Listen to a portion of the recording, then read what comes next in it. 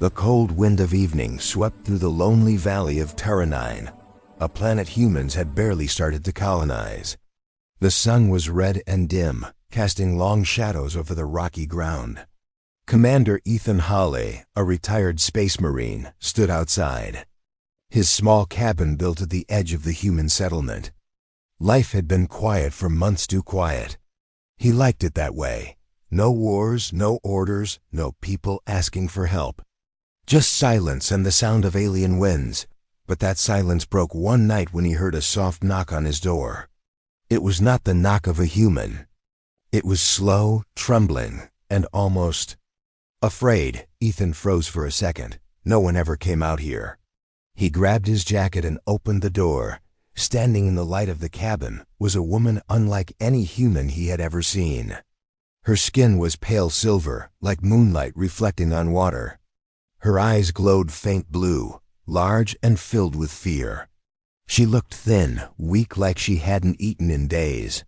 Her clothes were torn, and her breathing was heavy, almost painful. "Please," she whispered in broken English. "I need shelter." Ethan blinked. An alien, clearly not from the human colony, and from her look one of the Barren, a species once known to be proud and powerful before their world fell.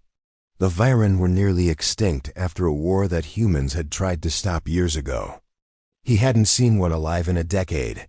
He could have sent her away. He should have. The rules said no alien refugees without permission. But something in her eyes, something quiet and desperate, stopped him. "Come in," he said simply. She stepped inside, shivering. Her silver hair was soaked with mist, her skin cold to touch. Ethan wrapped her in a blanket and gave her a mug of hot water. She held it with both trembling hands as if it was the first warmth she'd felt in a long time. "Thank you," she whispered, voice almost breaking. I didn't think a human would help me." Ethan sat across from her. "You look like you've been running. From what?" She hesitated. Her lips moved, but no words came out. Then she whispered, "From my own kind." He frowned. "Your own kind?" The woman nodded slowly. "I am Barren," she said quietly, eyes staring into the fire. "My people see me as cursed. No child can come from me, and our race is dying. They blame me for the sickness spreading through the Barren. I was exiled, hunted. I had nowhere else to go." Her voice broke. "I came to this planet, hoping maybe humans would not care what I cannot give." Ethan didn't know what to say. He had seen many cruel things in his life, but this was something else. An entire species tearing itself apart over fertility, over survival. "What's your name?" he asked finally. "Lyra," she whispered. "Daughter of the High Mother. Or I was before she cast me out." Ethan's eyes widened. The High Mother of the Barren was their leader, a spiritual and political queen. If Lyra spoke the truth, then the woman sitting by his fire was no ordinary exile. She was royalty. And the daughter of the one who had started the ancient wars with humanity. He looked at her closely. There was no pride left in her. Just quiet sadness and the look of someone who had lost everything. "You can stay here," Ethan said finally. "For now." Lyra's eyes widened. "You mean it?" "Yeah. I don't turn away someone who knocks on my door in the cold." Her lips trembled into a weak smile. "You are kind human." He shrugged. "Name's Ethan." She repeated it softly, like the word itself carried warmth. Then, the next morning, he found her sitting outside, looking at the sunrise. She seemed fascinated by the human sky, the color of dawn. For her, maybe it was freedom. Ethan brought her food, simple ration cubes and tea. She ate carefully, as if she was afraid to take too much. There was grace in her movements, even in weakness. When she spoke, it was gentle and precise. He asked about her world. She told him. Stories how the Barren once lived among shining cities, how their voices could control light, how they sang to their children before the war came. But when she mentioned her mother, her voice always grew quiet. "Your people might come for you," Ethan said. "You know that?" She nodded slowly. They will, but not to take me home. He understood what she meant. That night, the wind howled louder. Ethan couldn't sleep. Something about this woman, this situation, felt bigger than it seemed. Why had she come here, of all places? How did she survive the crossing through the border space? And if she was truly the daughter of the High Mother, what secret was she hiding? In the dim firelight, he saw her fingers tracing strange glowing symbols on her skin. They shimmered for a moment, like stars, then faded. "What is that?" he asked softly. Lyra looked up, startled. "Nothing. Old habit. Looks like writing." "It is. The Barren language of memory. Each mark is a moment we never want to forget." She looked down at her arm. "I wrote the day I was cast out. The day I lost everything." Ethan watched her quietly. There was sorrow there, but also strength, like she refused to let her pain erase who she was. The second day, something strange happened. While Ethan repaired a generator outside, his sensors picked up a faint signal, one not human. It came from the forest beyond the ridge. He tightened his grip on his blaster, instincts from years in the military coming back. When he returned to the cabin, Lyra looked uneasy. Her eyes glowed faintly, like she could feel something too. "What's wrong?" he asked Dot. She looked toward the door. "They found me." Before Ethan could speak, a sound echoed through the air like a low hum mixed with thunder. 3 small lights appeared in the sky, descending fast. He recognized the shape immediately. Barren scouts. "Inside now," Ethan shouted. They rushed in. The lights grew brighter as the ships landed not far from the cabin. Lyra's hands shook. "They're not here for peace." "I figured," Ethan said, checking his rifle. He peeked through the window. 3 figures stepped out of the ships, tall and slender, dressed in black armor that shimmered like glass. Their eyes burned faint blue in the darkness. They didn't knock this time. They just stood at the edge of his field, watching the cabin in silence. Lyra whispered, "They are my sisters." Ethan froze. "What?" "The High Mother had many daughters," Lyra said weakly. "We were born from the same gene stream. When one falls, the others are sent to finish the curse. So they're here to kill you?" Her silence was the answer. Ethan turned off the cabin lights and grabbed his weapon. "They'll have to go through me first." But Lyra grabbed his arm, shaking her head. "You can't fight them." "They are stronger, faster, maybe," he said, his voice calm. "But I've fought worse." She looked into his eyes, seeing something she didn't expect, a quiet courage, the kind that had saved many before her kind was ever known. Outside, the air crackled with alien energy. The 3 figures moved closer, their armor glowing with strange symbols. The ground hummed beneath their feet. Then, a voice called out soft but sharp like metal. "Lyra of the Barren. By order of the High Mother, your exile ends tonight." Ethan stepped forward, gun ready. "Not tonight, it doesn't." The aliens stopped. Their eyes shifted from Lyra to the human man standing in front of her. There was confusion in their faces. One of them spoke in their language, something like, "A human protector?" Lyra whispered, "Please, don't hurt him." The leader tilted her head. "You hide behind him, sister. You let a human guard you. You shame us even more." Ethan didn't understand the words, but he could see the rage in their eyes. Then, one of them raised a glowing spear, and energy sparked through the air. Lyra screamed, "No!" The strike never came. A sudden flash burst between them, like lightning exploding from the ground itself. The power threw all of them back. Ethan hit the dirt, blinded for a moment. When he looked up, the 3 alien women were gone, vanished into the shadows of the forest. The ships, too, had disappeared. Lyra lay on the ground, trembling. Her skin glowed faintly, pulsing with light. Ethan rushed to her side. "Lyra, what happened?" She opened her eyes weakly. "They won't stop. They'll come again, and when they do, more will follow." He looked toward the dark horizon. The wind carried a sound distant, eerie, like whispers of many voices coming closer. "How many more?" he asked. Her voice shook as she answered. "3. For now." Ethan's jaw tightened. The quiet life he once knew was gone. What stood before him now was not just one frightened alien woman. It was the beginning of something far greater. Something that could change the fate of two species forever. The next morning, the air around Ethan's cabin felt heavy, like the wind itself carried warning. He had not slept all night. Every few minutes, he went to the window, expecting to see those 3 glowing eyes return from the forest. But the valley was empty, too empty.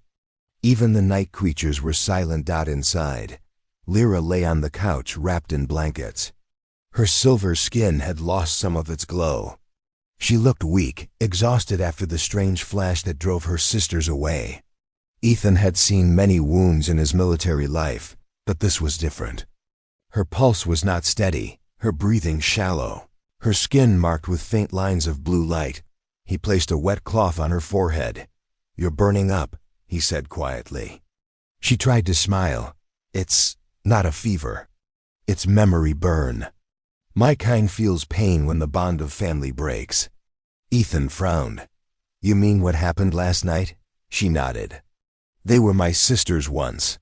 Now they see me as an infection that must be erased. But when they attacked, something inside me reacted. I didn't do it on purpose. The energy you saw, it came from me." Ethan sat beside her, studying her trembling hands. "You protected both of us," he said. "I don't care how. I'm just glad we're alive." But even as he spoke, he knew this wasn't over. Her enemies would not stop after one failure. They would come again, stronger, smarter, maybe not alone. Later that day, he checked his sensors outside. The radar showed faint energy traces leading deeper into the forest, like footsteps made of light. He recorded them in his datapad. The human colony was miles away, and communication was weak in this region. But he sent a coded signal anyway. "Unidentified alien activity near Sector E3. Possible threat. Request monitoring." He knew the message might never reach anyone. Still, it made him feel less alone. When he returned inside, Lyra was sitting up, staring at the fire. Her face looked calmer now, though her eyes still held sadness. "Your people," she said softly. "They build homes even in broken lands. You make light where there was none." "I never understood that about humans." Ethan chuckled quietly. "We like to stay busy. Keeps the darkness away." She looked at him thoughtfully. "Maybe that is why you survived the wars. You build instead of destroy." He met her eyes. "We destroy plenty too. Just not always the right things." They both fell silent, listening to the wind outside. There was a strange comfort in the quiet, as if their 2 lonely worlds had found a fragile peace for now. As night fell again, Ethan noticed something odd in the distance. Tiny flickers of blue light, almost invisible, moved across the horizon. At first, he thought it was lightning. Then he saw the patterned 3 glowing figures walking slowly toward his cabin. He turned off the interior lights and whispered, "Lyra, they're back." She froze, her hands clutching the blanket. 3? "Yes," he said, loading his blaster. "Same formation as before." Her eyes filled with tears. "Those are not warriors. Those are seekers. My sisters have sent them." "Seekers? They do not kill," she whispered. "They take what's left of your soul." Ethan didn't understand what that meant, but he knew one thing. He wouldn't let them near her. The figures stopped just beyond the fence. Their blue light pulsed slowly, like a heartbeat. Then one of them spoke in a calm, echoing voice. "Human," it said, "step aside. The exile belongs to the mother." Ethan stepped onto the porch, the rifle steady in his hands. "Not tonight," he said. "You come here again, and you'll leave in pieces." There was silence. Then the central seeker tilted its head slightly. "You defend her," it said. "Why?" Ethan's jaw tightened. "Because she needed help. Because she's not your property." The seeker's glow brightened. "You are brave for a human. But you do not understand what she carries. The Barren one is not empty, she is infected. She holds the seed of our extinction. Lyra's voice broke through the door behind him. That's a lie. The Seekers turned their glowing faces toward her. Sister, you brought the blight. You spread death wherever you breathe. I carry no curse, Lyra cried. The sickness came from the High Mother herself. She used us like experiments. The Seekers hissed, their light flickering violently. Silence, heretic. Before Ethan could react, one of them raised its arm and fired a pulse of blue energy. He barely had time to push Lyra down. The blast hit the doorframe, tearing a hole through metal and wood. Ethan fired back. His plasma rifle roared, cutting through the night. One Seeker stumbled, its armor cracked, leaking glowing fluid. The other two moved like shadows too fast to track. Get to the back. He shouted. Lyra tried to move, but another blast struck the ground near her, throwing her backward. Ethan dived over the couch and fired again. Sparks filled the air, and for a moment, all sound was drowned by the thunder of weapons. Then, silence. He waited. The air smelled like burnt ozone. When he looked outside, the Seekers were gone. Lyra lay on the floor, shaking. He helped her up gently. Her eyes glowed faintly, tears shimmering. They won't stop, she whispered. Not until I'm gone. Ethan wiped the dust from his face. Then they'll have to go through me every damn time. She stared at him, disbelief in her eyes. Why would you risk your life for me, human?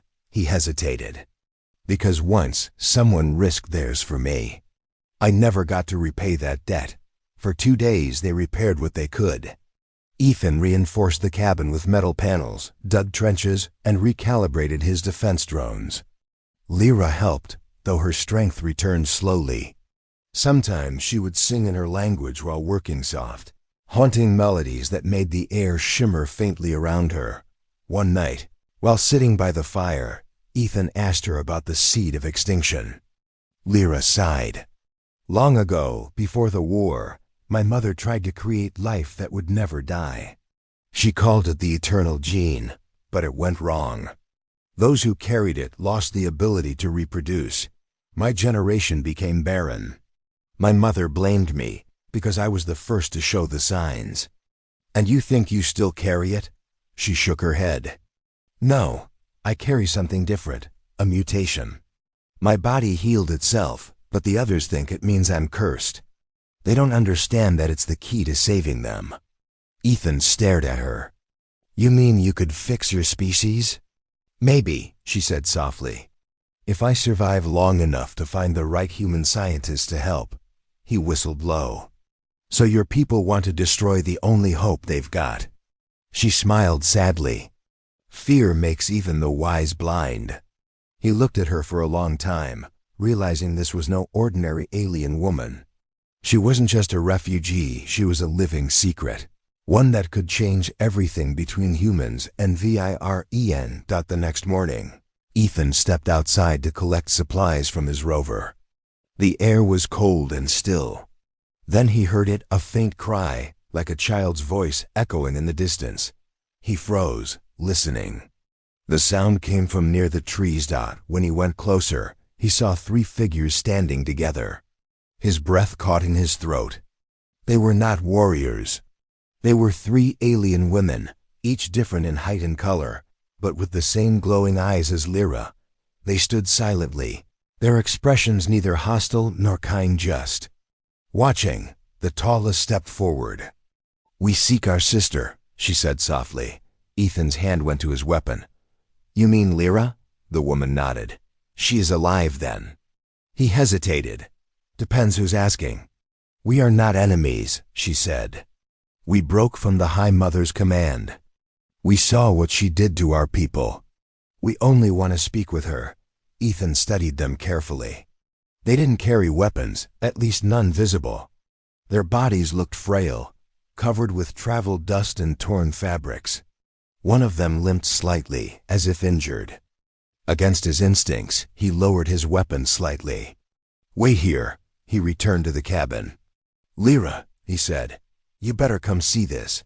She followed him outside and froze. Her eyes widened, shimmering with disbelief. "Siren, Naira, Alan."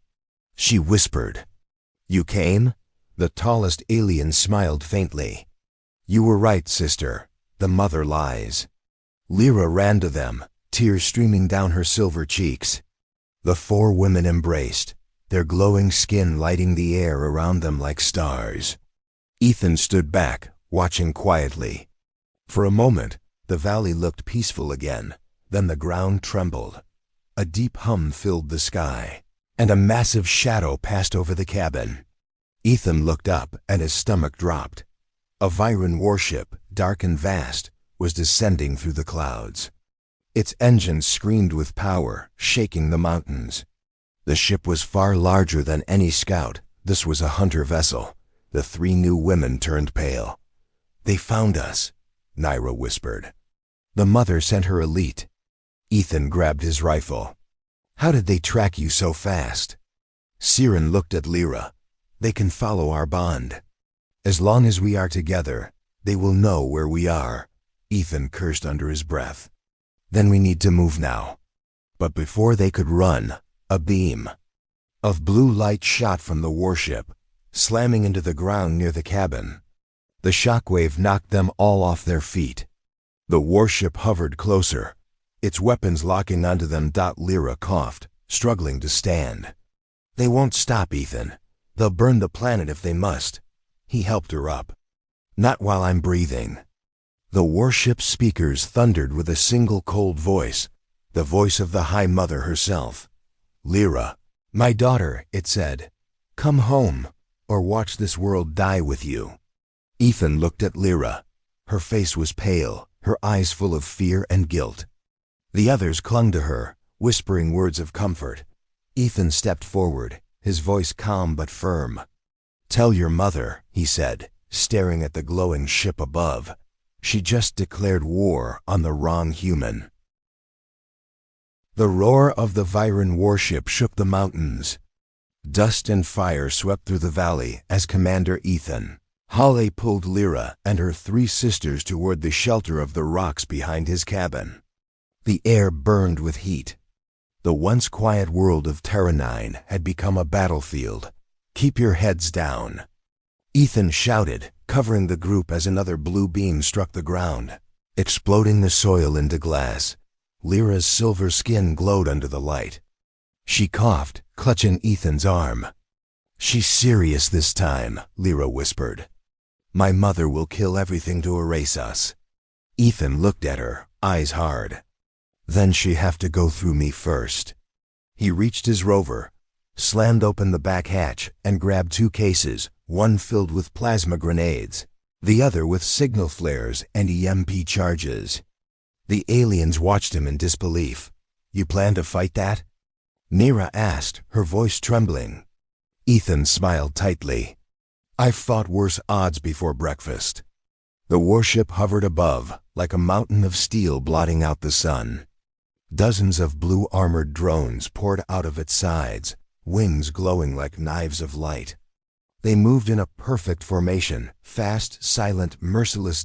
Ethan threw a grenade, then shouted, "Cover your ears." The explosion ripped through the air with a burst of red flame. The shockwave knocked several drones off course. Ethan used the smoke as cover and ran toward the cliff. Setting an EMP charge, he turned to Lyra. "When I say run, you take your sisters into the caves.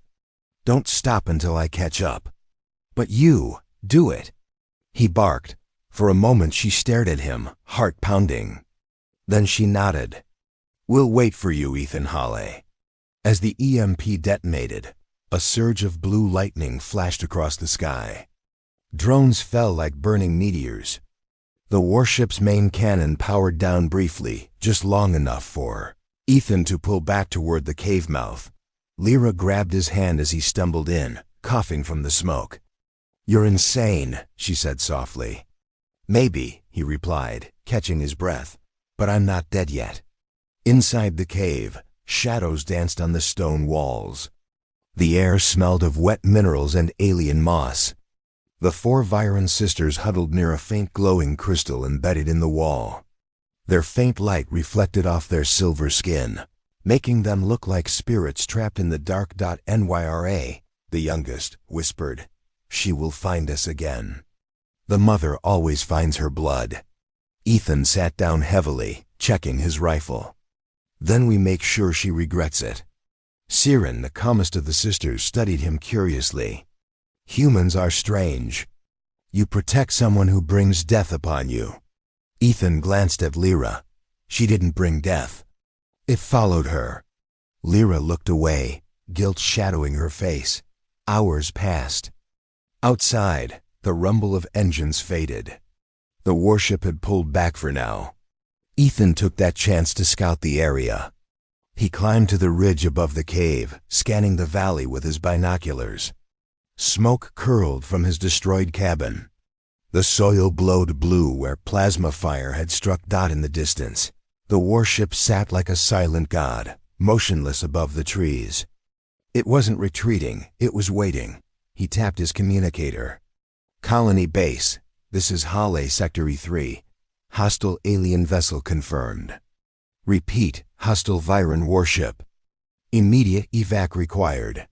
Static answered him. The signal was jammed. "Damn it," he muttered when he returned to the cave. Lyra was tracing symbols on the wall with glowing fingertips. "What are you doing?" he asked. "I'm connecting to the memory stream," she said. "It's how my kind communicates across space. I can try to reach others who oppose the mother." Ethan raised an eyebrow. "You mean there are rebels among your people?" Lyra nodded. "More than she knows. Many are tired of her lies." Nyra looked up. "But none would dare speak while she rules." "That's why I must," Lyra said quietly. "If I can send a signal strong enough, they'll know where to find us." Ethan frowned. "Won't that also tell your enemies where we are?" Her fingers stopped. She hesitated. "Yes, but we have no choice." Ethan sighed. "Then let's make sure we're ready when they come." That night, as the sisters rested, Lyra sat beside Ethan near the cave entrance. The stars of Terra 9 shone cold and distant. The warship glowed faintly on the horizon, a constant reminder of danger. "Do you ever regret helping me?" she asked softly. Ethan chuckled without humor. "You think I'd rather be sitting alone in that cabin again? You lost everything because of me." He looked at her, his expression gentle but firm. "I had nothing worth keeping until you knocked on that door." Lyra's eyes shimmered, reflecting the firelight. "Humans, you always find light even in ashes." He smiled faintly. "That's what we do." For a moment, silence filled the cave, heavy with unspoken things.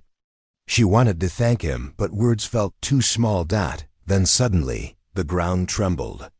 A deep rumble echoed through the stone. Ethan jumped to his feet. "They're tunneling in." Blue cracks of light spread across the walls. The rock shook violently. Lyra gasped. "They're using phase drills. Move!" Ethan shouted. The rear wall of the cave exploded, showering them with debris. 3 glowing drones floated through the opening, scanning the area with humming blue eyes. Ethan fired first. The rifle burst ripped through one drone, sending it crashing against the wall. The others retaliated, firing energy bolts that melted stone. Lyra pulled her sisters behind a rock, shielding them with a shimmering energy field from her palms. Ethan rolled aside, firing again. One more drone fell. The third rushed at him, its claws glowing red. He slammed his rifle into it and triggered a plasma grenade. Throwing himself back, the explosion filled the cave with blinding light. When the dust settled, all 3 drones were gone, but the ceiling was cracking dangerously. "Out!" he yelled. "Go!" They ran through a narrow tunnel that led to the forest.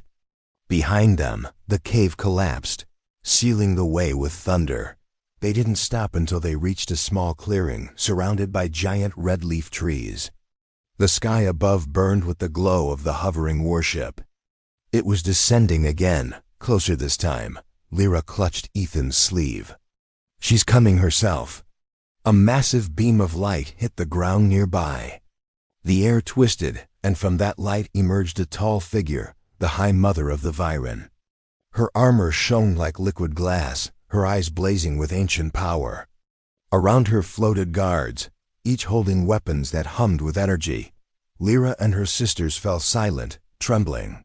Ethan could feel the pressure of the woman's presence. It was like standing before a storm. "Lyra," the High Mother said, her voice calm but filled with command.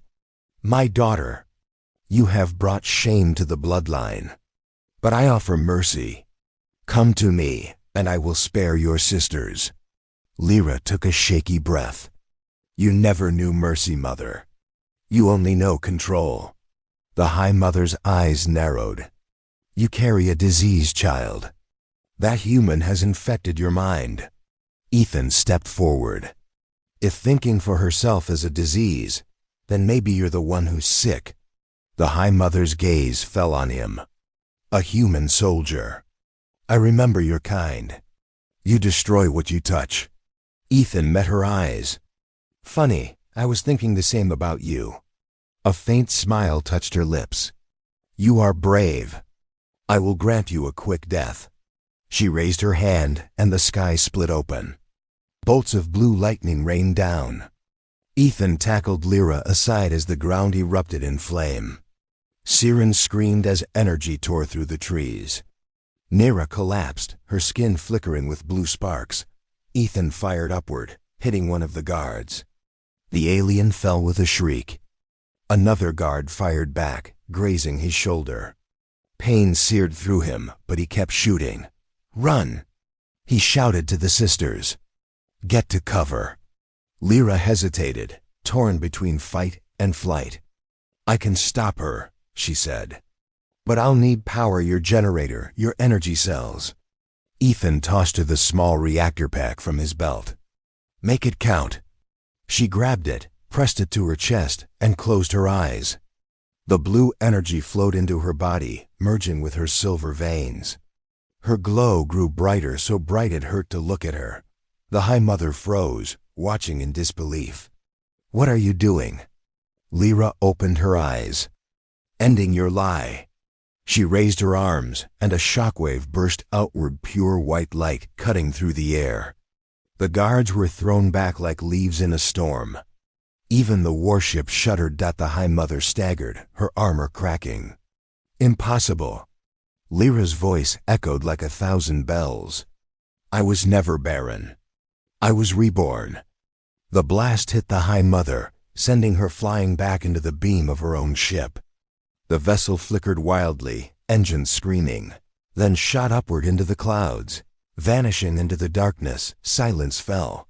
The forest glowed faintly from the aftermath of energy discharge.